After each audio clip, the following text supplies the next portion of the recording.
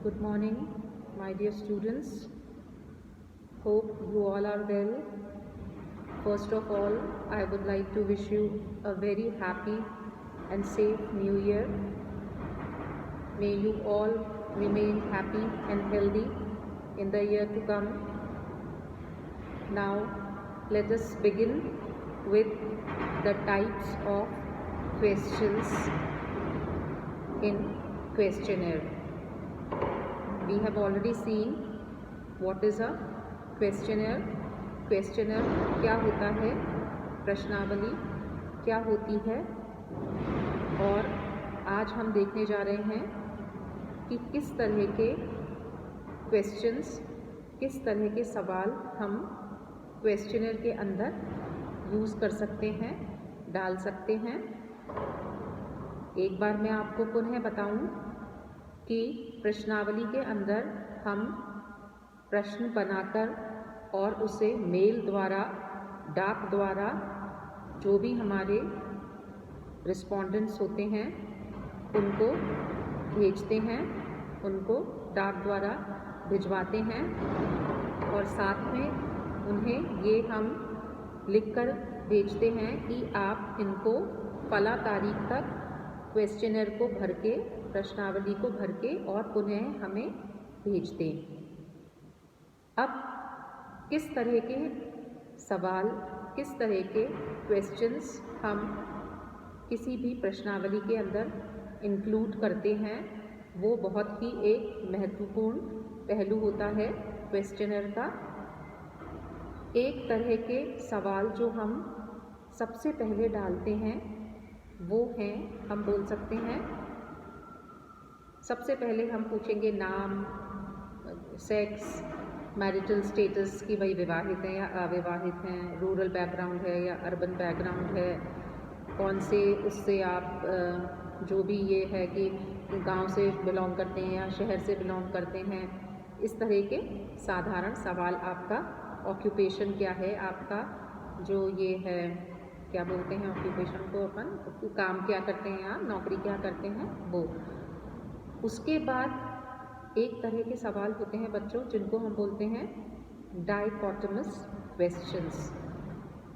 Dichotomous मतलब जिनके दो जवाब होते हैं। डाई मतलब टू, डाइकोटमी है ना, तो दो जवाब होते हैं, मतलब यस या नो। एक ये तरीके के क्वेश्चन हो सकते हैं, क्या आप कभी भी अपनी नौकरी के लिए शहर से बाहर गए हैं, हाँ या ना, है ना। सिर्फ आपको ऐसे पूछना है। क्या आपकी नौकरी के अंदर कभी आपको कोई उस तरह का लेटर मिला हो जो आपकी नौकरी के खिलाफ जाता है, यस और नो। तो इस तरह के जो सवाल होते हैं, इस तरह के जो क्वेश्चंस होते हैं, उन्हें हम कहते हैं डाइकोटोमस क्वेश्चंस। दो तरह के उसके अंदर जवाब होते हैं। उसके बाद आप आते हैं मल्टीपल आंसर क्वेश्चंस पे। मल्टीपल यानी बहुत सारे, एक से ज़्यादा हो गया, दो से ज़्यादा हो गए, मल्टीपल। कोई भी आपने क्वेश्चन पूछा और उसके आपने कुछ एक ऑल्टरनेट्स भी साथ में दिए। क्या सवाल पूछ सकते हैं, ये डिपेंड करता है कि आपका टॉपिक क्या है। मान लीजिए आप लोग बाल अपराधियों पर अध्ययन कर रहे हैं, जुवेनाइल डेलिंक्वेंट्स के ऊपर आप काम कर रहे हैं। वो बच्चे जो कि अपराध में लिप्त होते हैं, उन छोटे बच्चे मतलब 16-18 साल से कम के बच्चे जो अपराध में लिप्त पाए जाते हैं, उनको हम बाल अपराधी की श्रेणी में रखते हैं। तो आप उनसे मान लीजिए कुछ इस तरह का मल्टीपल आंसर वाला सवाल पूछना चाहते हैं, निम्न में से कौन सा कारण आपके बाल अपराधी बनने का में सबसे अहम भूमिका निभाता है। गरीबी, पारिवारिक माहौल, टूटा हुआ परिवार, बेरोजगारी, है ना। अब इन 4 में से वो एक सवाल, एक आंसर को टिक करेगा, सही करेगा। तो आपने उसको ऑल्टरनेटिव्स प्रोवाइड कर रखे हैं, वो उन ऑल्टरनेटिव्स में ही एक ऑल्टरनेटिव को टिक करके और अपना जवाब देगा। दूसरा, बाल अपराधी के उसमें ही हम सवाल ये पूछ सकते हैं, क्या डायकोटोमस टाइप का जैसे सवाल पूछना है, क्या आप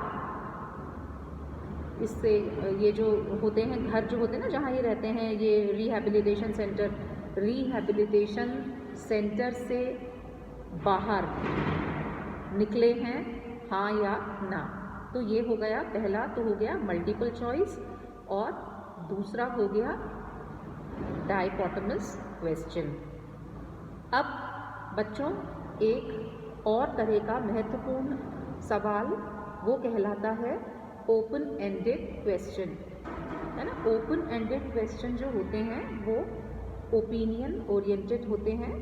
उसमें आप कोई भी सवाल पूछते हैं और उसको आप खुला रखते हैं। खुला रखते हैं मतलब आप चॉइसेस नहीं देते हैं, सिर्फ सवाल पूछकर और उत्तर देने वाले व्यक्ति के ऊपर छोड़ देते हैं कि वो किस तरीके से अपने आइडियाज़, अपने ओपिनियंस, अपने विचार व्यक्त करेगा। अब मान लीजिए हम जुवेनाइल डिलिंक्वेंट्स की ही बात कर रहे हैं, तो इसके अंदर आपको यदि पूछना है ओपन एंडेड क्वेश्चन, तो आप किस तरीके से फ्रेम कर सकते हैं।